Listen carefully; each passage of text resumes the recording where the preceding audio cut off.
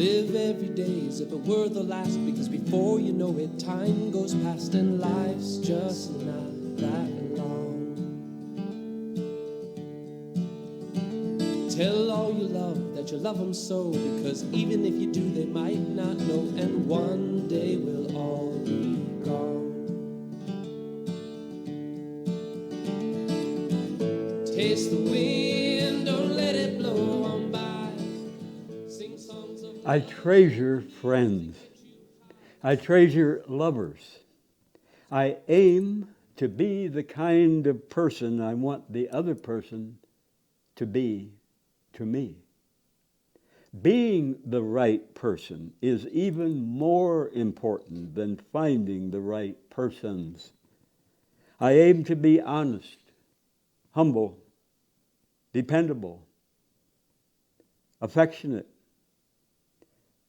I aim to be ready to apologize and to ask forgiveness when I wrong someone.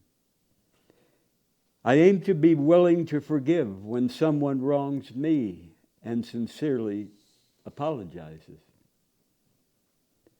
I aim to be open to learn wiser ways to live, always, not stuck in old ruts. I aim to be open to personal questions. I love personal questions. I aim to be ready to talk freely about sex, about death, about religion, money, whatever. I aim to be available in times of crisis and sorrow. I aim to be ready to listen to the other person's struggles and heartaches, not too busy with less important things.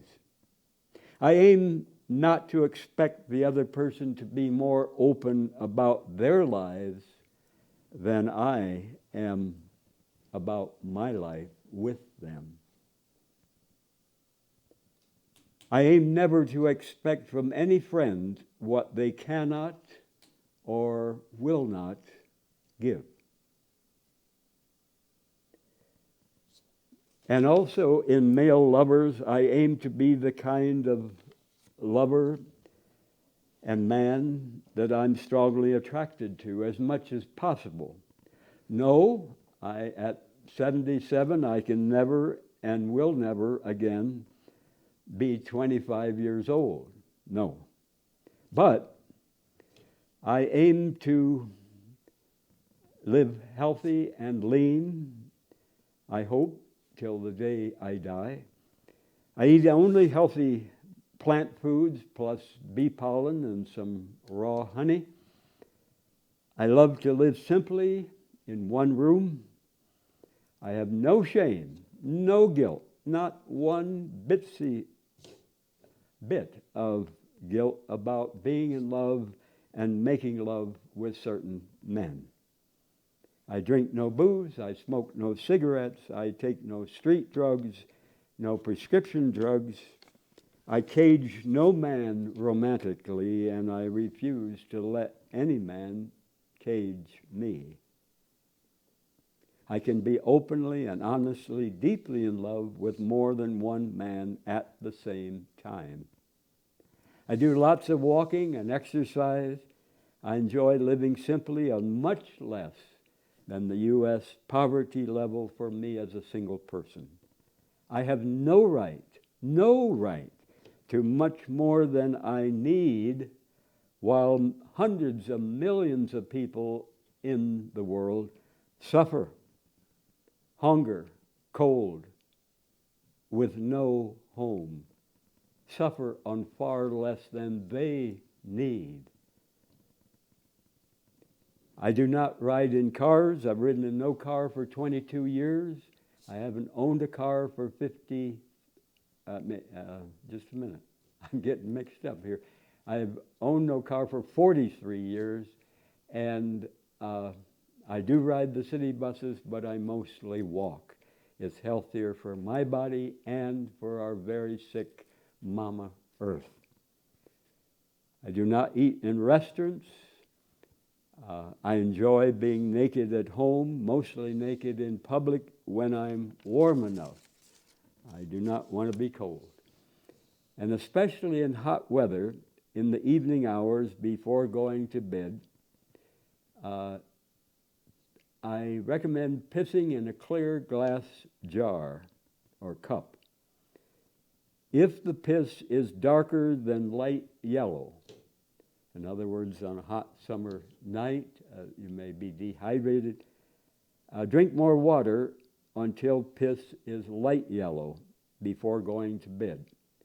And I don't know how it is with you, but if I go to bed and I'm dehydrated, it can interfere with my going to sleep right for hours.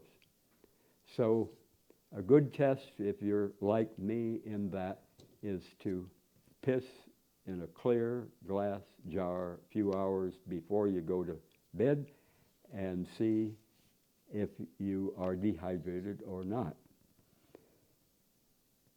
Not enough water in my body can keep me from going to sleep for hours. If I get awake and stay awake in the early morning, I need to drink more water or my piss to go back to sleep better.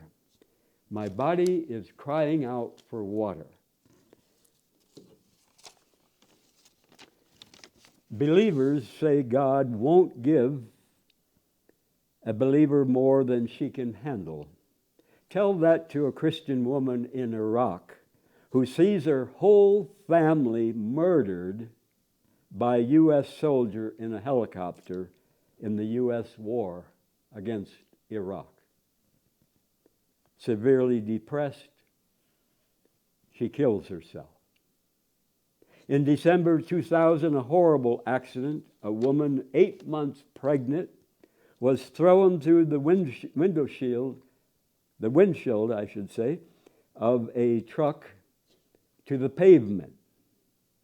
The jackknifing truck sliced her body in half. The live baby came out of his mother still attached to the umbilical cord. The baby's father, who was driving the truck, said the baby's survival was a miracle. A miracle? That the mother died an awful death by being cut in half? A miracle that the baby will grow up without his mother and when old enough be saddened when told the horrible way his mother died? A miracle that the baby was slammed onto the concrete? An earthquake in a small town in El Salvador destroyed the church building, killed hundreds under a landslide of dust and rubble. Survivors quickly said, God loves us. He left some of us alive to rebuild the church. Did God let hundreds die in agony but kept alive some survivors to rebuild the church building? Is a building more important to God than many human lives? Was it God's miracle that the earthquake did not kill everyone? People believe weird stupidity to keep from facing the truth. There is no God to answer our desperate, sincere prayers. And it took me, as a former sincere Christian preacher 56 years ago, it took me years to face that truth. Many years. Heaven is the hope of living loved ones, seeing those living loved ones again, but we have no proof heaven is real. I do not want to bullshit myself that heaven is real when I have no proof.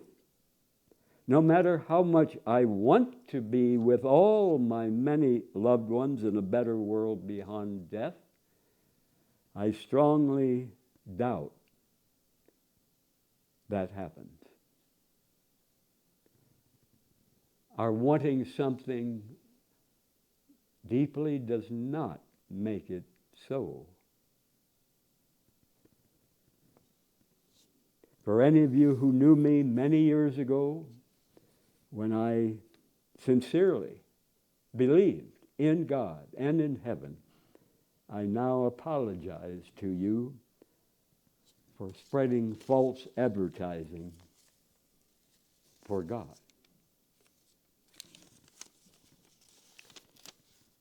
Like many people, men and women, gay, bisexual, straight, I am able to be openly and honestly in love with more than one person at the same time. We teach children to share food and toys and friends. How selfish, how cruel the child who demands that his child friend have no other friends or playmates. We adults can learn to share our lovers with others. We enjoy a variety of flowers, a variety of fruits, a variety of vegetables, a variety of books and songs and colors. And many of us also enjoy a variety of lovers. A loving parent can have a deep, special bond with each one of several children. Can someone be a faithful parent only if he or she has and loves just one child?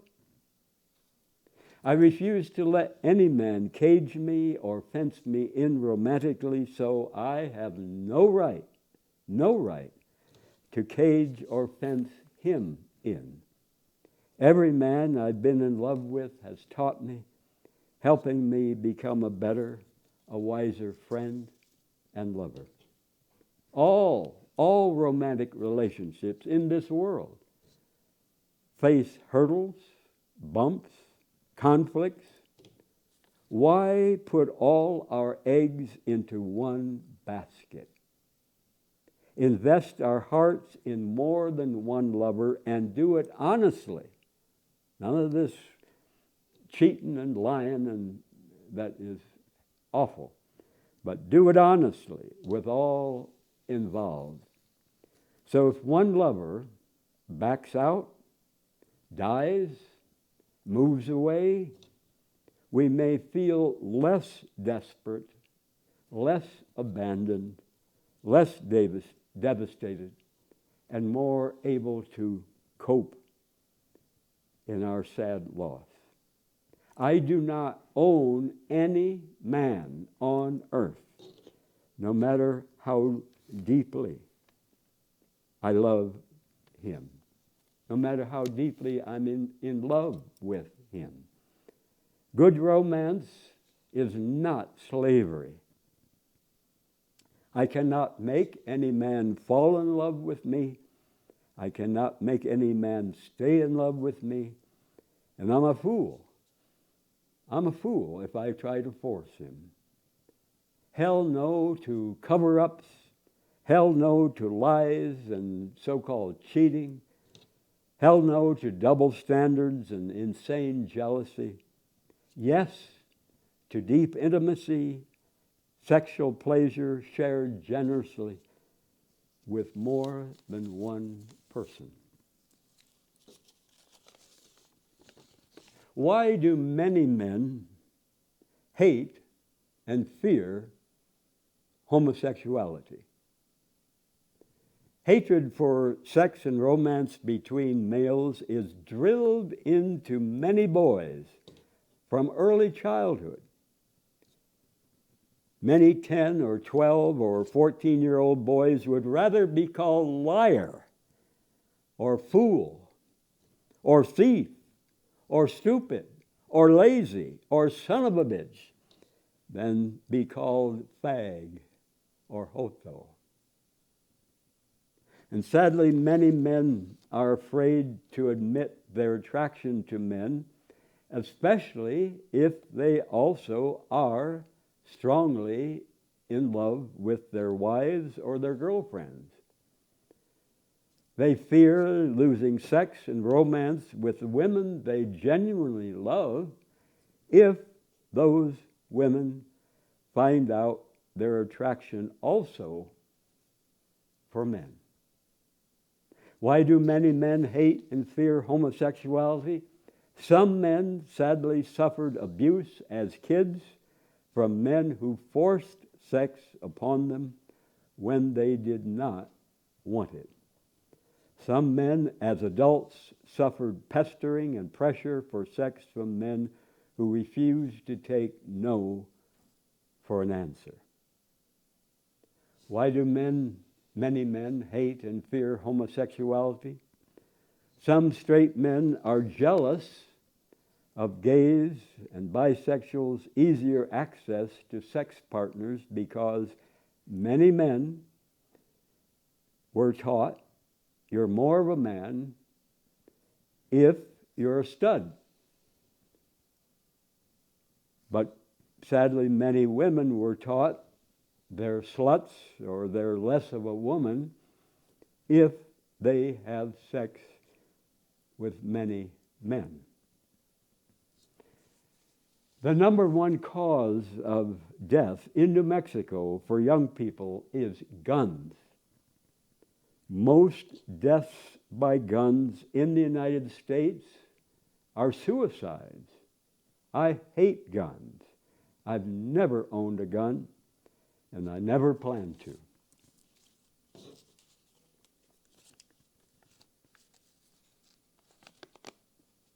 While 19-year-old Tariq Camisa was delivering pizza on a cool San Diego night in January 1995, a 14-year-old gang member, Tony Hicks, shot and killed 19-year-old Tariq Camisa.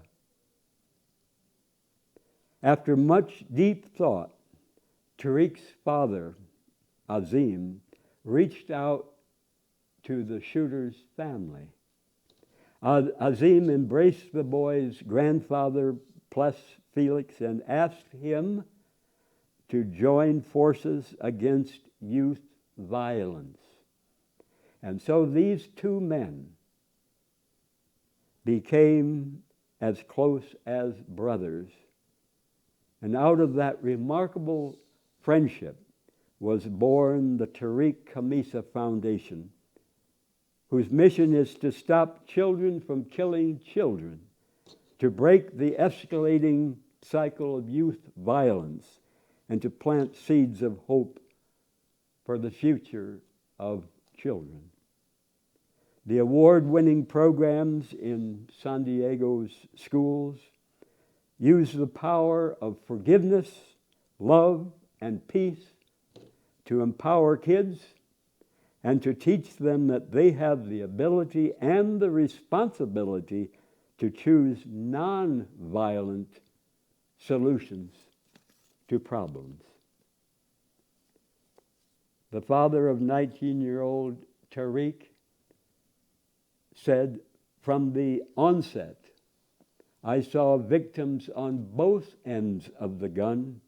My son, Tariq, a victim of his assailant, and that assailant, Tony, a victim of society. A society that you and I helped create and must take responsibility for. I therefore take my share of responsibility for the bullet that took my son's life, and so should every caring American." And 5 years after his son was murdered, Azim, the father, visited the young man, Tony Hicks, in prison. And Azim said, "I could see that my forgiveness of him also had transformed him. Quite frankly, when I looked deeply in his eyes, I did not see a murderer. I saw another soul just like me.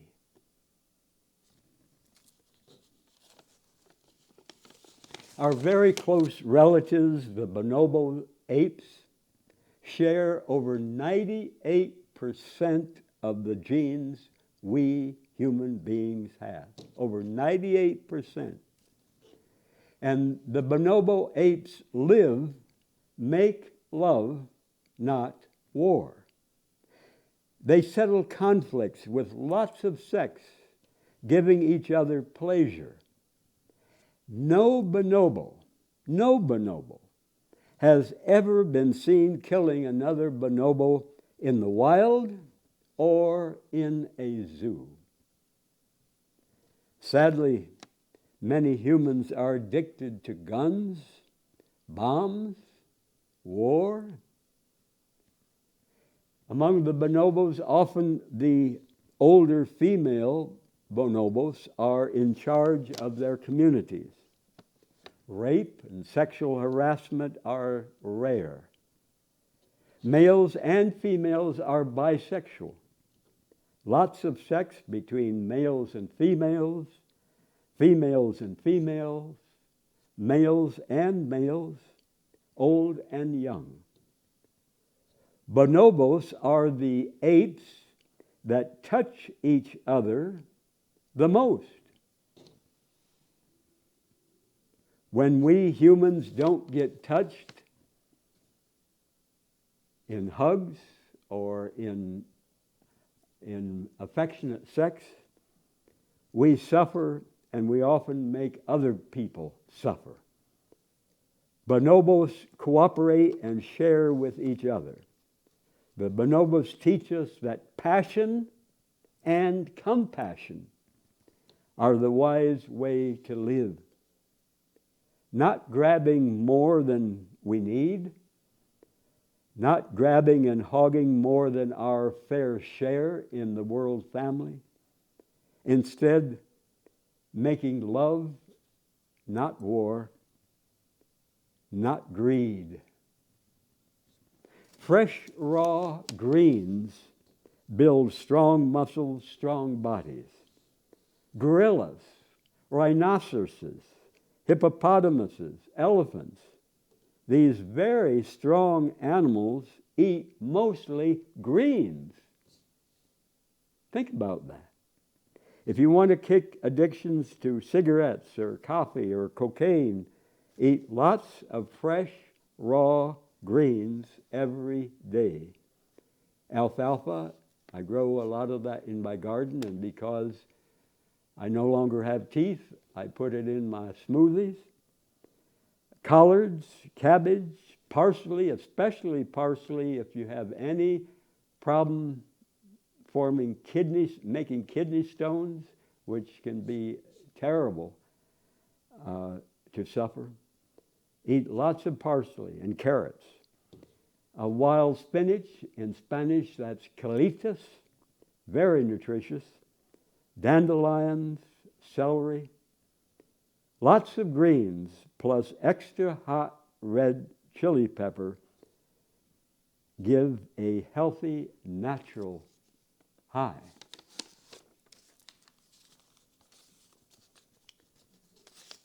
From 1898 to 1931, Smedley Darlington Butler was a member of the U.S. Marine Corps. And by the time he retired, he had achieved what was then the Marine Corps' highest rank, Major Generals. And by the time he died in 1940, at 58, he had more decorations, including 2 Medals of Honor, than any other Marine. And during his years in the Corps, he was sent to the Philippines at the time of the uprising against the U.S. occupation of their country.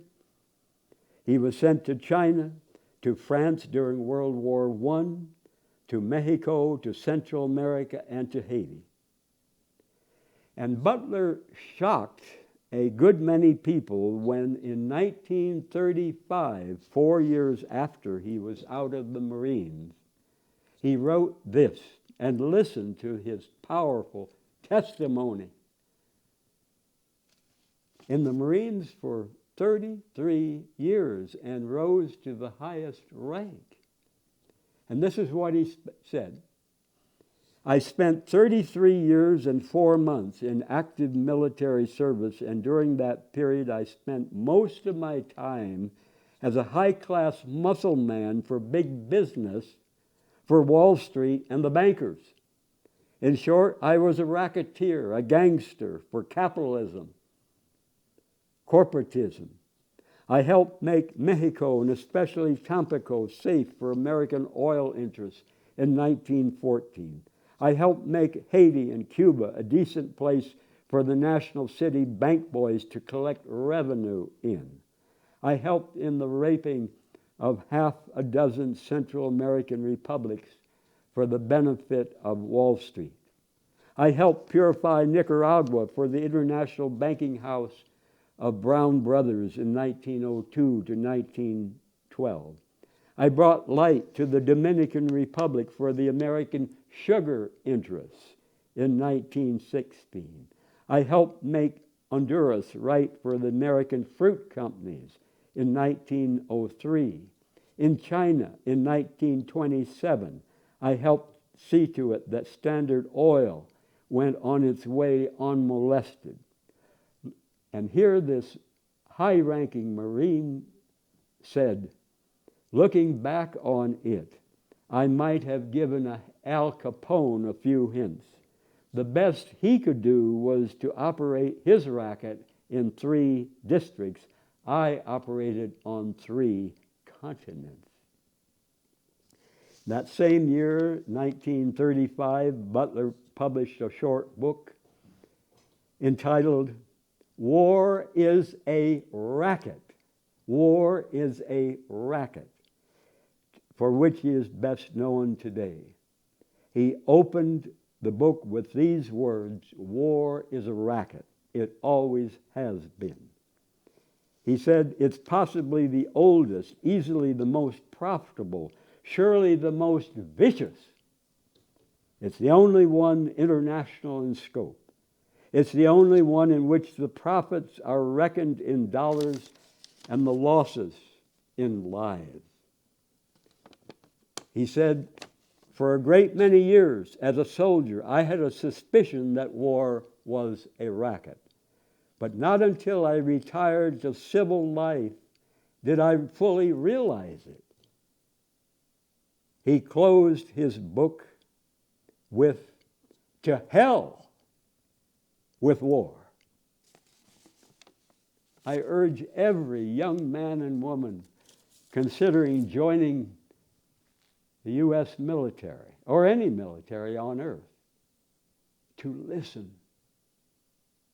to what Smedley Butler has said, and never become a professional hired killers to murder on command with no conscience. Say no to war.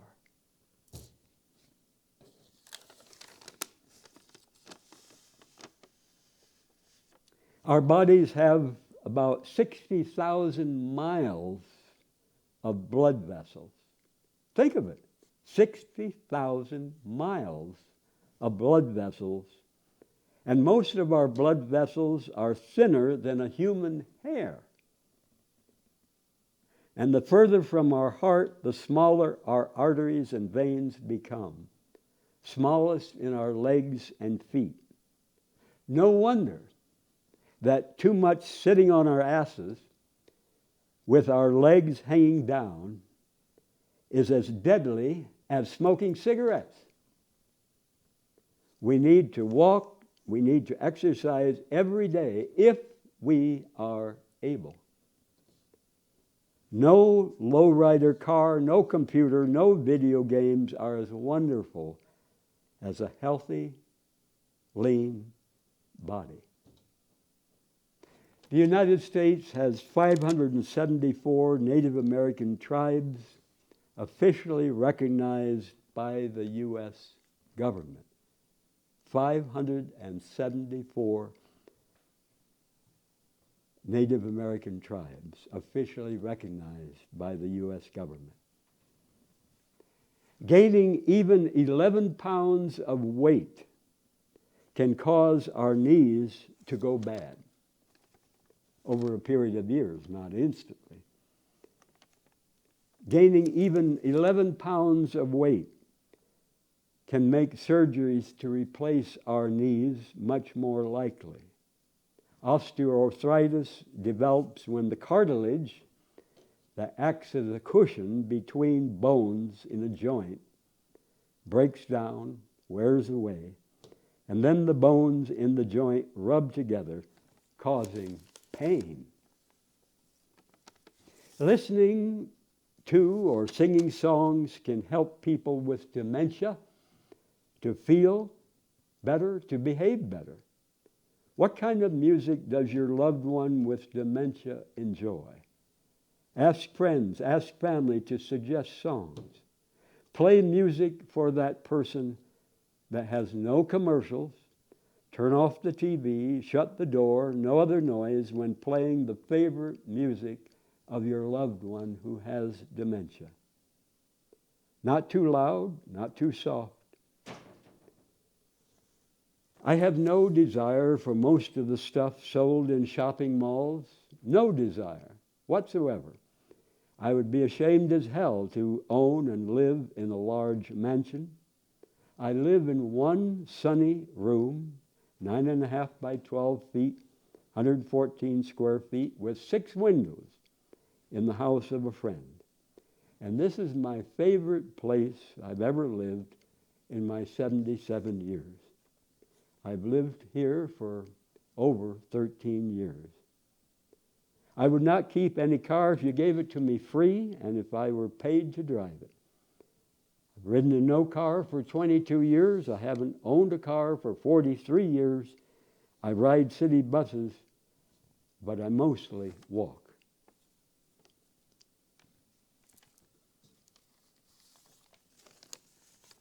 Our Mother Earth is our only home. The worst place on earth for us to live is better, far better, than the best place on any of our sun's other planets.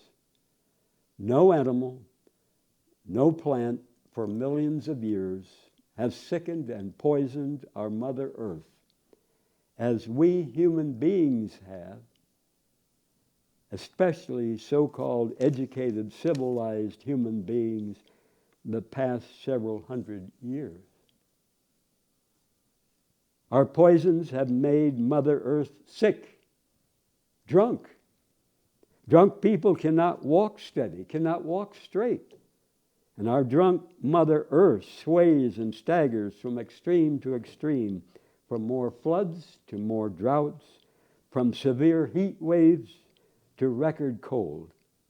Our Mother Earth staggers drunk on the deadly poisons we in the modern world are stupidly addicted to.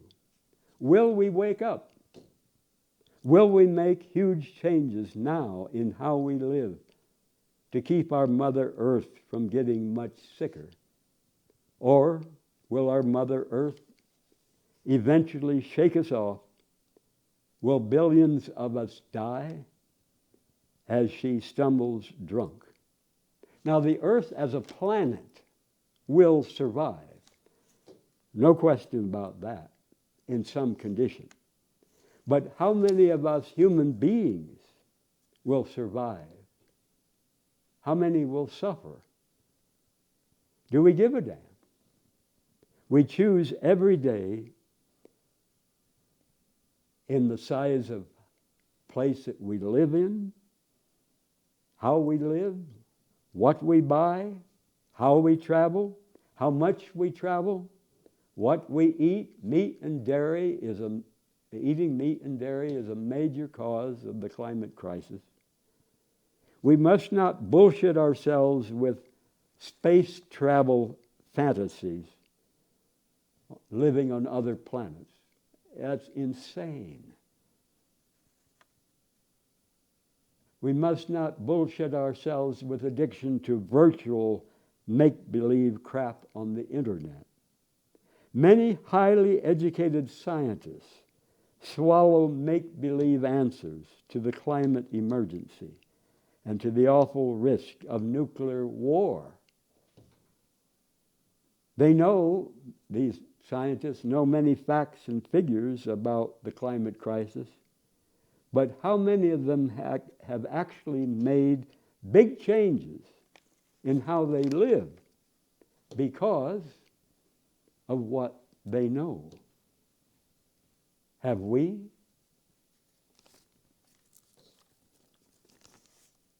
A woman wrote, my late mother-in-law was a very heavy smoker. She appeared to be in fairly good health until she passed 70. One morning, she got out of bed, could barely stand up because of the pain.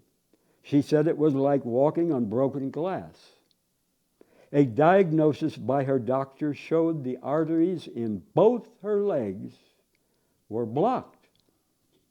He said in all the years of his medical career, he had never seen such diseased arteries. He recommended bypass surgery at once, but she refused. She was in pain 24 hours a day. And think, this was a woman who before seemed to be in good health. But she was a heavy smoker, and the damage in her body was not yet realized. And one evening while soaking her feet, gangrene had set in. The doctor hospitalized her the following day. Her right leg was amputated below the knee, a horrible experience for the family, painful for her. 1 month later, the doctor took the rest of the leg. 2 months after that, the same problem surfaced with her left leg, and another amputation followed. And that dear woman lived for 4 years in a nursing home, miserable the whole time. She lost not only both legs, but her independence, her dignity, her ability to live a normal life. And the woman who wrote that about her mother-in-law said, "Don't smoke." Imagine if the cigarette companies would use this woman's story in their commercials.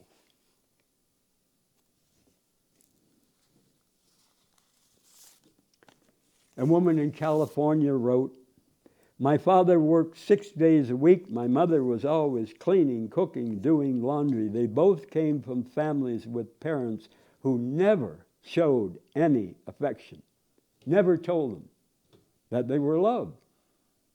So, of course, this explains why they did not know how to give affection or how to express affection in words." But this woman says, "My life changed at age 9 when I stayed overnight at a girlfriend's house.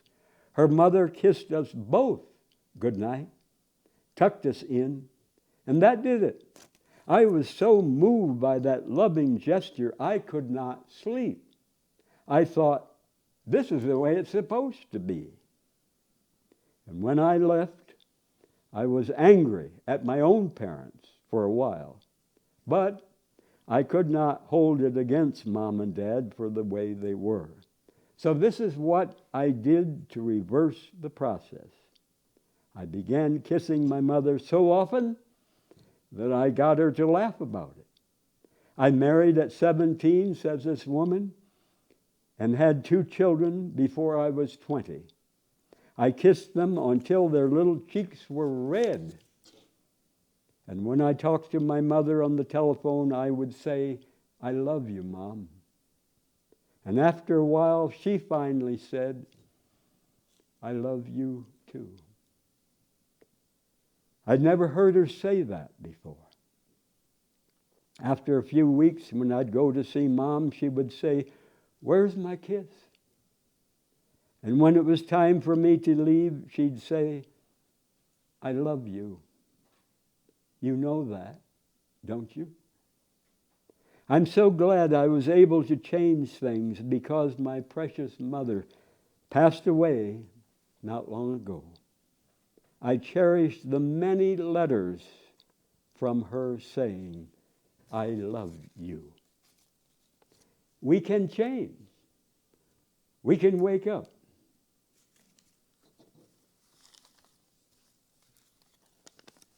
As I said earlier, my home is one room in the house of a friend,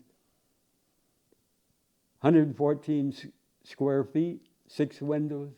Now, if my room had no windows or only one window, I would hate that. But 6 windows, I love it. Lots of natural light. Sunshine warms my room on many winter days. 3 windows on the south, 3 windows on the east. I have no right and no need to a much larger home, while many millions worldwide have no home. And the bigger the house, the more materials were used to build it.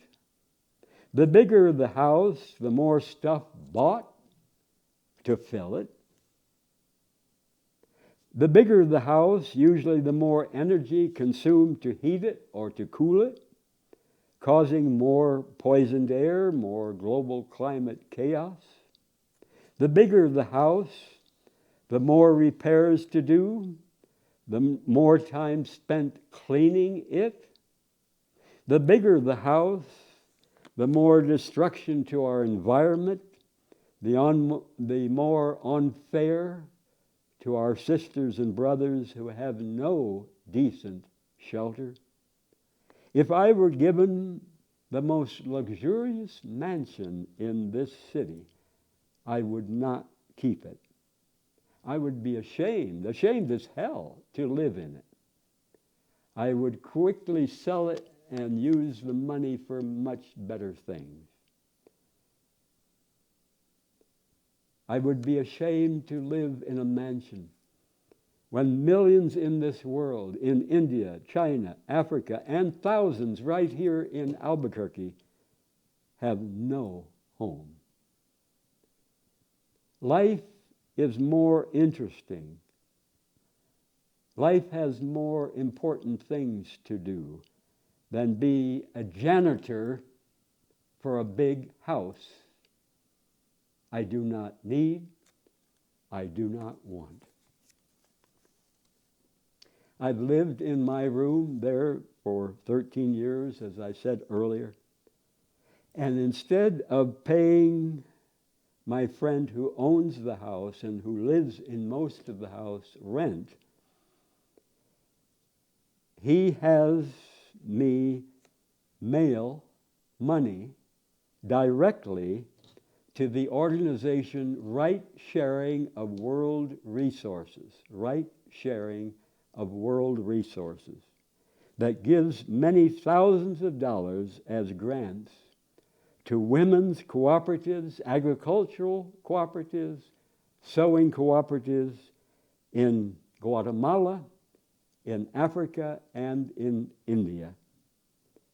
And this year, my friend has me mail that organization directly. It doesn't go through him. I mail it directly. $300 a month instead of paying him rent.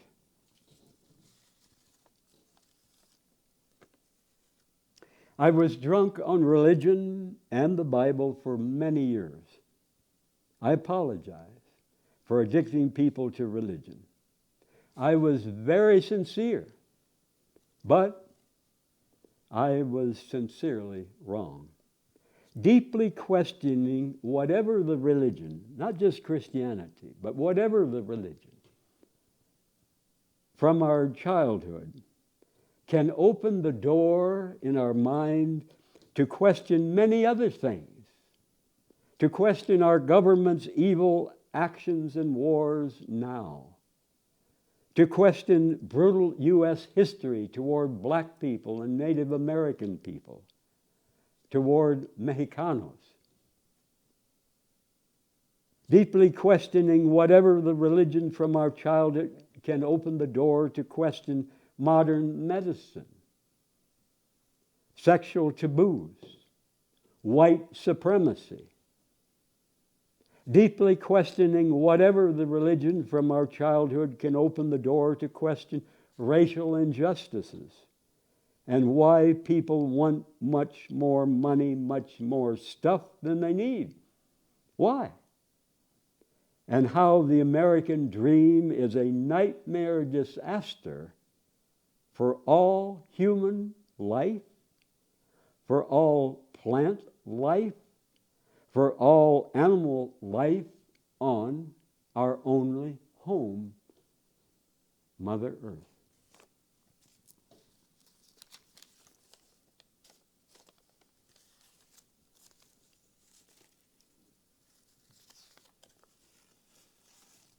One of the many people who have inspired me, Maggie Kuhn, Kuhn, look her up.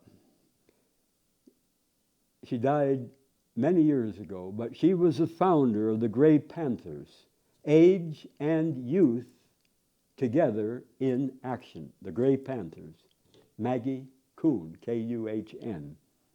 Maggie died at 89 years old, years ago. And Maggie was a longtime activist against discrimination, against the Vietnam War. And Maggie said, do something outrageous every day. And Maggie said mental health for old people requires two things. One, social action. Take a stand, protest, demonstrate, work for change. And the second thing, for mental health for old people, sex. And Maggie Kuhn had many love affairs. In her 70s, she had a love affair with a man in his 20s. And on her tombstone, Maggie wanted these words, "Here lies Maggie Kuhn, under the only stone she left unturned." Yes, Maggie Kuhn inspires me. Alan in California used music to help patients in hospitals and homes. Alan visited one man who had been a doctor, and this man spent his days in bed. And when Alan went into this man's bedroom, two caregivers were spoon-feeding this former doctor in bed. He had not spoken in 2 years. But when Alan started to sing this man's favorite songs, this man's eyes opened wide and he began to sing the words along with Alan. And everyone in that room had tears in their eyes. And gradually, Alan stopped singing, but this man who had not spoken for 2 years kept on singing alone and laughing. Music we love can heal and open our hearts. And you know, when you think of showing emotions, if someone is enjoying life and laughing, do we tell them, "Oh, you shouldn't laugh"? But why is it when somebody feels deep sorrow, often deep love with that sorrow, people get uncomfortable and try to get them to stop crying? Why would anyone want to stop someone from crying out of deep love and sorrow any more than stopping someone enjoying whatever, laughing? We need to feel free to express whatever emotion, laughter or sorrow. Not violence, no. Not rage, but laughter or sorrow with tears, and not try to and you know, sometimes when people are interviewed on the news, they may almost apologize for shedding tears. Why? We can wake up, we can change, and we can accept tears of genuine love and sorrow just as freely as we accept laughter and joy.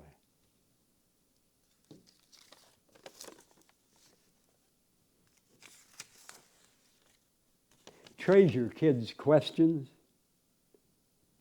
Never tell kids, go watch TV. Don't bother me if they want to ask a question. Treasure questions from kids.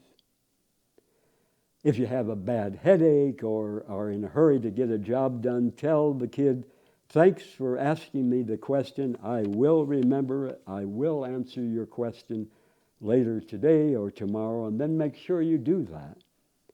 Never frown or get angry when kids ask a question.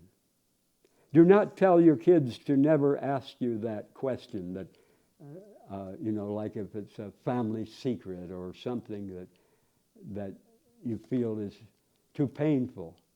They need to hear the truth from an adult who's not scared and uptight to speak the truth. Many parents would be so glad if their child were able to talk and had the intelligence, the curiosity to ask questions if their children are mentally disabled. When parents refuse to answer certain questions kids ask, kids feel pushed away. When parents refuse to be open and honest with kids about their lives, kids learn to hide their lives and their feelings from their parents. Walls go up between the adults and the kids, and bridges come down. I must never expect someone to be more open with me about their lives, their feelings, if I'm not open with them about my mistakes, my fears, my hopes, my past, my regrets. I love deep heart-to-heart conversations. The more real and honest, the better.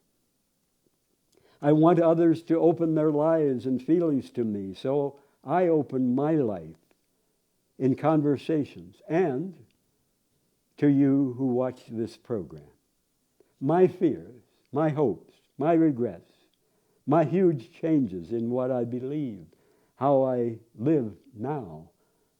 Many things I did that I would want to change if I had my life to live over, knowing what I know now. I love personal questions. And I ask you, do you have any friends, any relatives who tell you, I love personal questions? If you want your friends to go deep with you, go deep and personal about your life with them. And I love personal questions. So if you see me at an event or on the street, feel free to ask whatever, if you want to.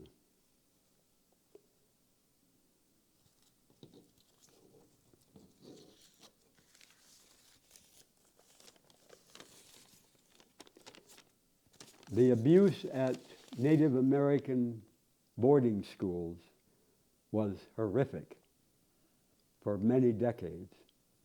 After her mother died when Rosalie Whirlwind Soldier was just 4 years old, she was put into a Native American boarding school in South Dakota, told her native Lakota language was devil's speak. She recalls being locked up in a basement at St. Francis Indian Mission School for weeks as punishment for breaking the school's strict rules. Her long braids were shorn, cut off in a deliberate effort to stamp out her cultural identity. And when she broke her leg in an accident, Whirlwind Soldier said she received shoddy care, leaving her with pain and a limp that still hobbles her decades later. Whirlwind Soldier testified on the Rosebud Sioux Reservation about what she had suffered. Now 78, still living on the reservation, Whirlwind Soldier said she was airing horrific experiences in hopes of finally getting past them. The only thing they didn't do was put us in an oven and gas us, comparing the treatment of Native Americans in the United States to the Jewish Holocaust during World War II. She later added, "But I let it go. I'm going to make it." And starting with the Indian Civilization Act of 1819, the U.S. enacted laws and policies to establish and support those schools. The stated goal was to so-called civilize Native Americans, Alaska Natives, Native Hawaiians, but these were often carried out with abusive practices of those children. Religions and private institutions that ran many of the schools received federal funding. Most closed their doors long ago. She and another woman cried as she recalled almost being killed as a child when a nun stuffed lye soap down her throat in response to Sanchez praying in her native language. The goal of these Native American schools usually was kill the Indian, save the man. A terrible evil perpetrated by the U.S. government against Native people. I thank you for watching tonight, and I give many warm thanks to Mark, to Eddie, to Travis for helping me many dozens of times in running the cameras and the other equipment. And as many of you who've watched know, I end the program by drinking some of my fresh piss. I've drunk it almost every day since November 10th, 1999. People all over the world for hundreds, even thousands of years have drunk their piss for health. So it's nothing I dreamed up. It's nothing new age. It's as old as many cultures, I guess, or at least thousands of years. Good night, and to your health. Tell all you love that you love them so, because even if you do, they might not know, and one day we'll all be gone. Taste the wind, don't let it blow on by. Sing songs of love, let the music get you high, and when it's said and done, you'll know the sun will shine on. And when it's said and done, you'll know the sun will shine on.